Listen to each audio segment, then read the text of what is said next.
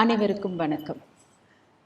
மனிதனுடைய பிறப்பு காலம் இருந்து அவனுடைய வாழ்நாளில் அவன் பயணிக்கும் காலம் என்பது எவ்வளவு தூரம் என்பது யாரும் அறியாத விடயம். எங்கே எது எப்பொழுது எப்படி நடக்கும் என்பது இறைவனுடைய ஒரு ஏற்பாடு அப்படின்னு சொல்லுவாங்க. அதன் அடிப்படையில் ஒவ்வொரு மனிதனுடைய வாழ்க்கை பயணிக்கும். அது அவனுடைய தனிப்பட்ட ஒரு கோரிக்கையாக இருக்கலாம், அல்லது மக்களோடு சேர்ந்து ஒரு அன்பான பயணமாகவும் இருக்கலாம்.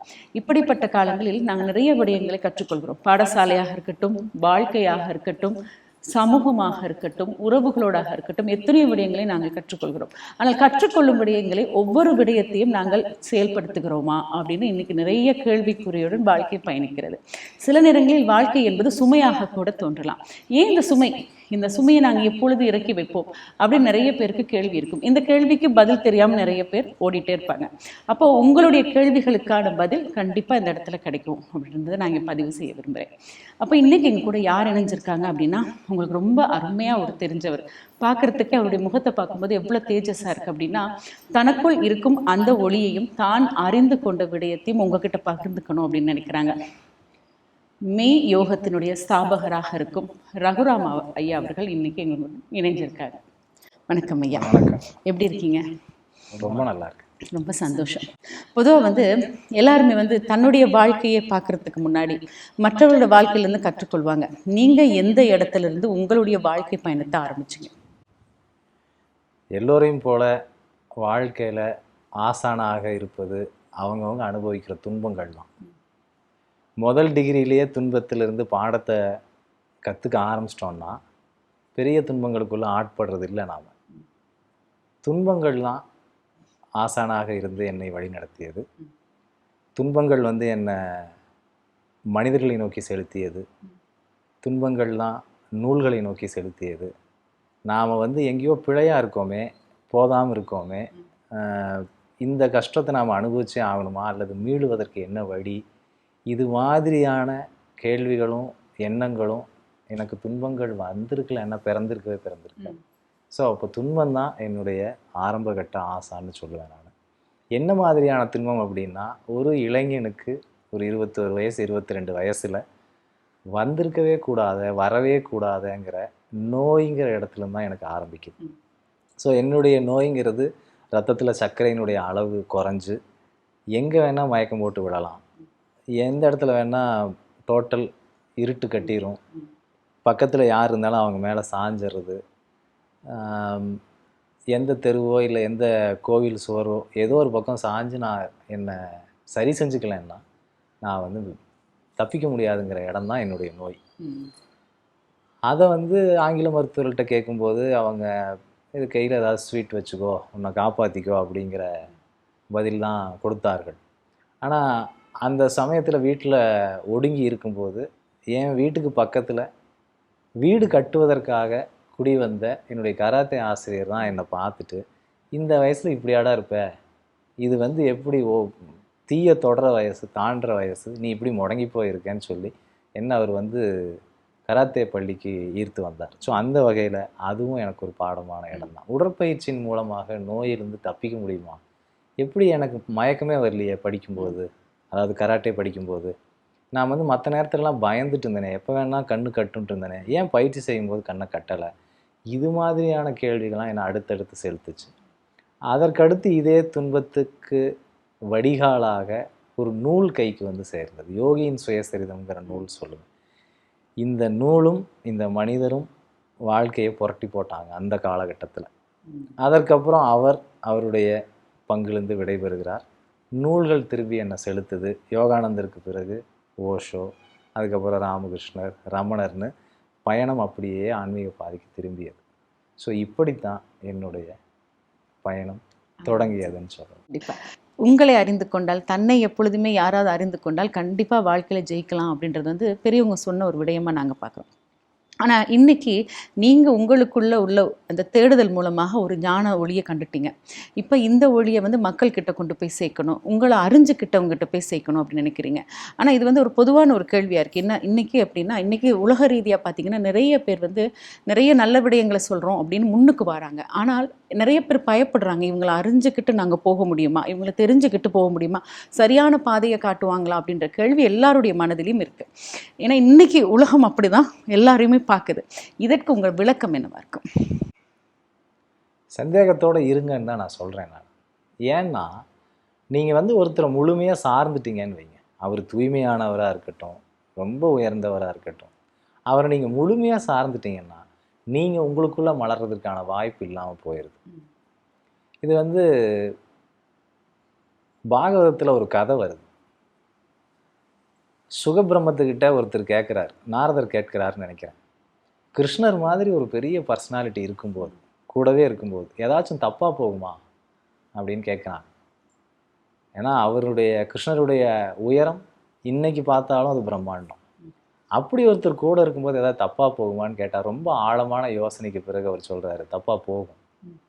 என்ன தப்பாக போகும் அப்படின்னா, கிருஷ்ணர் அவர் வந்து தன்னுடைய பூலோக பணியை முடித்த பிறகு அவர் காணாமல் போவார் இல்லைங்களா, உடல்லிருந்து அவருடைய உடல் மறைந்து போகும் இல்லைங்களா, அதற்கப்புறம் கிருஷ்ணரோடு இவ்வளோ காலம் புழங்கியவர்களுக்கு தன்னை அறிய முடியாத சூழல் வந்து, தனக்குள்ள தன்னை நிலைவர்த்தி கொள்ள முடியாத சூழல் வந்து அவங்க எல்லாரும் கஷ்டப்படுவாங்க.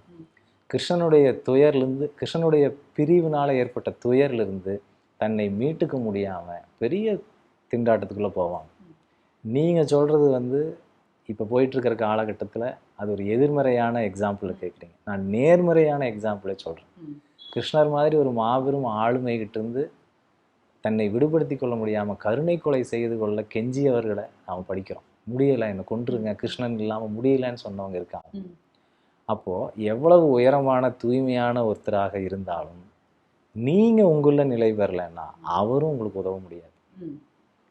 நீங்கள் நம்புகிற ஒரு ஆசிரியர் ரொம்ப சந்தேகத்திற்குரிய வகையில் அவர் இருக்கிறாரு அப்படின்னா பரவாயில்ல, உங்களுடைய தேடுதல் நீங்கள் அவரை சந்தேக கண்ணோடைய தீவிரத்தோடைய தொடர்ந்து தேட தேட உங்களுக்கான தகுதிக்கும் உங்களுக்கான முயற்சிக்கும் உங்களுக்கான பயிற்சிக்கும் தக்க குருவை இயற்கையே உங்கள்கிட்ட கொண்டு வந்து சேர்க்கும். ஒரு குருவோட நின்றுணும், இவர் தான் அல்டிமேட்டு அப்படி நினைக்கலாம் ஒருத்தரை. ஆனால் அந்த அல்டிமேட்டான மாஸ்டர் உங்களை ஒரு உயரத்துக்கு தள்ளிட்டு போயிட்டாருன்னா பிரச்சனை இல்லை. நான் வளரவே இல்லை, ஆனால் ஒருத்தரை பிடிச்சி தொங்கிட்டே இருக்கேன் அப்படிங்கும்போது பிரபஞ்சம் மீண்டும் மீண்டும் புதிய புதிய ஆசிரியர்களை உற்பத்தி செய்து கொடுத்து கொண்டே இருக்கும். நீங்கள் நியாயமாக இருக்கிறீங்களாங்கிற கேள்வி தான் நீங்கள் முன்வைக்கணுமே ஒழிய, ஆசிரியர் எப்படி இருந்தால் தான் என்ன? ஆசிரியரை விட உயர்ந்தது இயற்கை அல்லது கடவுள். அது உங்களை பராமரிச்சுக்கும். நீங்கள் நியாயமாக இருக்கிற பட்சத்தில் உங்களுக்கு வந்து கேடு வராது. நீங்கள் சொன்ன ஒரு விடயத்திலேருந்து ஒவ்வொரு காலகட்டத்திலும் இறைவனுடைய ஒரு அழைப்பின் பேரில் இல்லது இறைவன் வந்து மக்களை காக்கணும் அப்படின்னு நிறைய பேர் அனுப்பிக்கிட்டே இருக்காங்க. நாங்கள் எத்தனையோ காலங்களாக பலருடைய வழிகாட்டலாக நிறைய விடயங்களை பார்த்துட்ருக்கோம். ஆனால் இன்றைக்கு இருக்கும் மனிதனுடைய சூழ்நிலை எத்தனை புத்தகங்களையோ எத்தனை கல்வி விடயங்களையோ பாடத்திட்டங்களை கொடுத்தாலுமே அந்த அறிவு என்பது வெளிவாந்த ரீதியாக அது வெளிப்படுவது கிடையாது, உள்ளாந்த ரீதியாகவும் பார்ப்பது கிடையாது, யாரையும் அன்போடு அரவணைத்து கொண்டு செல்வதும் கிடையாது. கோபப்படக்கூடாது, பொறாமப்படக்கூடாது, ஆசைப்படக்கூடாதுன்னு எல்லாம் நாங்கள் வாய் வார்த்தைகளே விரும்பி நின்று கொண்டிருக்கிறோம். இன்றைக்கி அது எல்லாமே ஒரு பொதுவான விடயமாக தான் இருக்குது. அப்போ இன்னும் எத்தனை பேர் தான் எங்களை வந்து வழி நடத்தணும் அப்படின்னு இன்னும் எத்தனை பேர் தான் வந்துட்டு இருப்பாங்க ஒவ்வொரு காலகட்டமும்? இதுக்கு நிறைவே கிடையாது. அழகிலா விளையாட்டுடையார்னு சொல்கிறாங்க. உலகம் யாவையும் தாமுல வாக்களும் அதை வந்து உருவாக்கி காத்து அழித்து இதையே தான் திருப்பி திருப்பி திருப்பி திருப்பி செய்து கொண்டிருக்கிறார்கள். அப்போ இத்தனை வகையான மனிதர்கள் தோன்றுவதற்கு, இத்தனை வகையான புவனங்களை படைத்து இத்தனை வகையான அனுபவங்கள் கொடுக்கும் பொழுது இத்தனை வகையான ஆசிரியர்களையும் அது உற்பத்தி செய்து கொடுத்து கொண்டே தான் இருக்கும். இது ஒரு கவுண்ட்லெஸ், இது ஒரு பிளேஃபுல் திங், இது வந்து நிற்காது. அதனால் இட் இஸ் இன்ஃபைனைட். பொதுவாக வந்து நிறைய விஷயங்கள் நாங்கள் பேச ஆரம்பிக்கும்போது இந்த உங்களுடைய மெய் யோகம் அப்படின்ற விஷயத்தை நாங்கள் பார்க்குறோம். இன்றைக்கி பார்த்து எல்லாருமே ஆன்மீகம், அதே நேரத்தில் யோகம், மனிதனுடைய வாழ்க்கை நெறி அப்படின்ற ரீதியில் நிறைய விடயங்கள் இன்றைக்கி கொண்டுட்டு வந்துட்டுருக்காங்க. உங்களுடைய மெய் யோகம் இன்றைக்கி சமுதாயத்தில் என்னென்ன விடயங்களை உற்று நோக்குது? நான் இந்த துறைக்கு வரணும்னு என்னை நான் தயார் செய்து கொள்ளலை. ஆனால் நான் வந்து நோய்வாய்ப்பட்டிருந்தப்போ இந்த நோயிலேருந்து மீள்றதுக்கான வழிகளை வந்து மாற்றுமுறை மருத்துவமும் யோகமும் தியானமும் தான் வச்சிட்ருக்குதுன்னுங்கிறப்போ நான் மருத்துவத்தை தான் முதல் தேர்ந்தெடுத்தேன். நான் வந்து ஒரு யோகா ஆசிரியராகவோ தியான ஆசிரியராகவோ செயல்பட போகிறேங்கிற எண்ணமெல்லாம் எனக்கு கிடையாது. அப்போ நான் வந்து மருத்துவத்தை தேர்ந்தெடுக்கும்போது என்னை சுற்றி இருப்பவர்கள் எதிர்ப்பு தான் தெரிவித்தாங்க. நீ வந்து ஒரு கம்ப்யூட்டர் கம்பெனிக்கு வேலைக்கு போ, ஒரு 20,000 சம்பளம் வாங்கு, இது என்ன வைத்தியம் பார்க்குறேன்ட்டு போகிறது, அப்படியே ஆசை இருந்தால் நீ சாயந்தரம் 5 மணிக்கு மேலே பாரு. இதெல்லாம் தான் எனக்கு வந்த அறிவுறுத்தல்கள். ஆனால் நான் அப்போவே எங்கள் வீட்டில் சொல்லியிருக்கேன், 2020 50% பேருக்கு மேலே மன அழுத்தம் ஒரு முக்கியமான வியாதியாக இருக்கும் அப்படிங்கிறது நான் அப்போ 2000 பேசியிருந்தேன். இன்றைக்கி அதுதான் யதார்த்தமாக இருக்கு. அப்படி இருக்கும் பொழுது மெய்யோகம் இங்கே ரொம்ப முக்கியமாக கவனிக்கிறது, ரொம்ப சாதாரணமாக வாழ்க்கைன்னா என்னன்னே தெரியாத 10 வயசு பையனுக்கெல்லாம் மன அழுத்தம் இருக்குது. ஒரு ஸ்கூலில் வந்து ஒரு காம்படிஷனை எதிர்கொள்ள முடியல, ஒரு சின்ன கிண்டலை எதிர்கொள்ள முடியலை, அதுக்கப்புறம் வளர்ந்து வந்தால் உறவு சிக்கல்களை எதிர்கொள்ள முடியலை, டீனேஜ் இஷ்யூஸை எதிர்கொள்ள முடியலை, கல்லூரி பருவத்தில் வர சிக்கல்கள், அடுத்து கல்யாணத்துக்கு தன்னை தயார் செய்து கொள்ள முடியலை, கல்யாணத்துக்கு பிறகு வாழ்க்கைக்கு இப்படி எங்கே திரும்பி பார்த்தாலும் சிக்கல்கள் இருக்கத்தான் செய்யுது. இதை மெய்யோகம் ரொம்ப கீனாக பார்க்குது. ரெண்டாவது, அது வந்து புதிய சிக்கலும் இல்லை, இது வந்து பழைய சிக்கல் தான், அளவில் அதிகரிச்சிருக்கு, கூடுதலாக எண்ணிக்கை இருக்கிறது, கூடுதலாக பரவுது ஊடகத்தின் மூலமாக. இது எல்லாத்தையும் தொடர்ந்து கவனித்து தான் வர்றோம். தனி மனித ஆரோக்கியத்தினுடைய ஒரு அடர்த்தி ரொம்ப குறைஞ்சு போயிருக்கிறதா பார்க்குறேன் நான். ஆரோக்கியத்தினுடைய எக்ஸூபரன்ஸ்னு சொல்கிறோம் இல்லைங்களா, அதை வந்து இங்கே யாரும் அனுபவிக்கிற மாதிரியே தெரில. ஆரோக்கியம்னா என்னன்னு என்னை சந்திக்க வரவங்கிட்டலாம் கேட்பேன். யோகா படிக்க வரணுங்க, ஏன் படிக்க வர்றீங்க, ஆரோக்கியம் வேணுங்க அப்படிங்களாங்க. ஆரோக்கியம்னா என்னங்க அப்படிம்பேன். அதிகபட்சம் அவங்க சொல்கிறது நோய் இல்லாமல் இருக்கணும் அப்படிங்கிறது. இப்போ அவங்ககிட்ட திருப்பி கேட்பேன், கடன் இல்லாதவன் எப்படி பணக்காரனாக இருக்க முடியும்? கடன் இல்லை, அது நல்லது, ஆனால் செல்வ செழிப்போடு இருக்கிறதுங்கிறது தனி, ராஜா மாதிரி வாழ்கிறதுங்கிறது தனி. அப்போது ஆரோக்கியங்கிறது ராஜா மாதிரி வாழ்கிறது, அது வந்து கடன் இல்லாமல் இருக்கிறது இல்லை. அப்போ ஆரோக்கியமாக இருக்கிறதுனா என்னன்னே தெரியாத ஒரு சூழல் இங்கே நிலவிட்டுருக்கு. இதெல்லாத்தையும் பார்த்து தான் மெய்யோகம் முன்னகர்கிறது. இதெல்லாம் எல்லாத்தினுடைய சிந்தனைக்குள்ளே விதைக்குது. உறவுன்னா என்னன்னு நினைக்கிறேன், நீ சொல்லு அப்படிங்கிற இடத்துல பந்தை அவங்க பக்கம் விட்டுறோம். அவங்க அதற்கு பதில் தெரியாமல், இந்த கேள்வி சரியான கேள்வி தான் ஆனால் தெரியாமல் இருக்கோமேன்னு திரும்பவும் கற்றுக்கொள்ள வருகிறார்கள். அந்த தேடலோடு வர்றவங்களுக்கு இது எல்லாத்தையும் மறு வரையறை செய்கிறோம். உறவுன்னா இதாக தான் இருக்க முடியும், வேறு என்ன பெட்டரான எக்ஸ்ப்ளனேஷன் இருந்தால் நீங்கள் கொடுங்க அப்படிங்கிறத கொடுத்து ஒரு கலந்துரையாடல் போல் வகுப்பை எடுத்துகிட்டு போகிறோம். அப்போ முதல்ல நாம் சமூகத்தில் பரவலாக இருக்கக்கூடிய சிக்கல்களை பார்க்குறோம். அந்த சிக்கலோடு வர்ற மனுஷனுக்கு அவன் சிக்கலை முதல் தெளிவாக அறிவுறுத்துகிறோம். அதற்கப்புறம் தேடி வர்றவனுக்கு எல்லாவற்றையும் மறுவரையறை செய்து அவனை வேறு பார்வையும் கண்ணோட்ட மாறுதலையும் அவன் பெற்று அதுக்கப்புறம் திரும்பி போய் இதே சமூகத்தில் ரொம்ப பலமான ஒரு ஆளாக நிற்க வைக்கிறதுக்கு முயற்சி செய்து கொண்டு வருகிறோம். இப்போ வந்து நீங்கள் சொன்னீங்களே அந்த மன அழுத்தம், மனத்தாக்கம் அப்படின்ற நிறைய சமூக ரீதியான பிரச்சனைகளை இன்றைய சமுதாயம் எதிர்நோக்குறது அப்படின்னு. ஆனால் இந்த பொதுவாக இந்த ஆன்மீக பயணம், அறிவு சார்ந்த பயணம் அப்படின்னு சொல்லும்பொழுது யோக முறை பயணங்களுக்கெல்லாம் உள்வாங்கப்படும் நபர்கள் வந்து ஓரளவுக்கு வயதுக்குட்பட்டவங்க தான் இருப்பாங்க. குறைவான வயதுடையவர்கள் அதெல்லாம் என்னன்னு அவங்க வந்து காது கொடுத்து கேட்க மாட்டாங்க. நம்ம அவங்கக்கிட்ட போய் சொன்னோம் அப்படின்னா, இது ஏன் தேவையில்லாதெல்லாம் எங்ககிட்ட பேசுகிறீங்க, உங்களுக்கு தெரிஞ்சால் நீங்கள் பின்பற்றுங்க அப்படின்னு அவங்க பின்வாங்கி நின்று வேறு ஏதோ தனக்கு கிடைத்த ஒரு வாழ்க்கையை அவங்க வாழ்ந்துட்டு இருப்பாங்க. இன்றைக்கி எல்லாருடைய வாழ்க்கையும் இன்றைக்கி கையடக்க தொலைபேசியில் அடங்கிருச்சு அப்படின்னு எல்லாருக்குமே பொதுவாக தெரிந்த விடயம். அப்போ இந்த மாதிரி இருக்கும் நபர்களை இன்றைய சமுதாயத்தை உள்வாங்கிறதுக்கு உங்களுடைய மெய்யோகம் எப்படி அழகாக கையாளுகிறது அழகாக கையாளுதா இல்லையாங்கிறத பங்கு பெறுபவர்கள் தான் சொல்லணும். இது ஒரு சவால் தான். ஒரு 15 வயசு ஆன ஒரு நபர்கிட்டையோ, ஒரு 20 வயசான நபர்கிட்டையோ இந்த மாதிரியான பயிற்சிக்கு வா, இந்த மாதிரி சிந்தி பாரு அப்படின்னு சொல்கிறது எல்லாமே அவங்களுக்கு எட்டிக்காயாக கசக்குது. அதனால் ரொம்ப நியாயமான கேள்விகளோடையும் தேடுதல்களோடையும் வர்றவங்களத்தான் மெய்யோகம் வந்து வரவேற்குதுன்னு சொல்லணும். அதே சமயம் குறைந்தபட்சம் என்ன செய்கிறோம் அப்படின்னா, குழந்தைங்களுக்கான மொழியில் அல்லது இளைஞர்களுக்கான மொழியில் சொல்கிறது மாதிரி எங்களை நாங்கள் தகவமைச்சிருக்கோம். நான் வந்து ஒரு சீரியஸான ஆசிரியராக தென்படுறதில்லை. நான் அவங்களோடு உட்காந்து அவங்க சினிமாவை பார்க்குறேன், இன்றைக்கி அவங்களுக்கு சமூகத்தில் என்ன ட்ரெண்டிங்காக இருக்குதுங்கிறத தெரிஞ்சுக்கிறேன், அதோடு நான் முடிஞ்ச வரைக்கும் இணைய பார்க்குறேன். இன்னும் சிறுவர்களுக்கு 10 வயசு 12 வயசு மாதிரியான வயதுகளுக்குள்ளே போகணும்னா, என்னுடைய மாணவர் ஒருத்தங்களே பார்த்தீங்கன்னா ஒரு அம்புலிங்கிற ஒரு அமைப்பை வச்சு நடத்துகிறாங்க, ஆரம்பிச்சிருக்காங்க. அவங்க வந்து குழந்தைங்களுக்கு இந்த பாரம்பரிய கல்வி, பஞ்சபூதம் குறித்த கல்வி, பஞ்ச கோஷங்களை குறித்த கல்வி, இதை எப்படி வந்து அவங்களுக்கு எடுத்துகிட்டு போகலாம், விளையாட்டுத்தனமாக எப்படி எடுத்துகிட்டு போகலாம், இன்னும் வந்து அந்த வயசுக்கு எது ஆர்வம் ஊட்டக்கூடியதாக இருக்குது, அதன் வழியாக எப்படி இதை கடத்தலான்னு அவங்க அதை எடுத்துகிட்டு போகிறாங்க. நானே அதை செய்யணும்னு இல்லை, எங்கிட்டிருந்து படித்தவர்கள் அல்லது என்னை சார்ந்து இயங்குறவங்களுக்கு அவங்களுக்கு கிடைச்ச கண்ணோட்டத்தை இவங்க மொழிக்கு கடத்துகிற வல்லமை இருக்குது, அவங்க அதை செய்கிறாங்க. நான் வந்து ஏற்கனவே சொன்னது போல் அவர்கள் மொழியில் உரையாடுவதற்கு முயன்று கொண்டிருக்கிறேன். ஓரளவுக்கு வெற்றியும் கிடைக்குது. இன்றைய இளைஞர்களுக்கு அது வந்து ஒரு பெரிய சவாலாக தான் இருக்குது.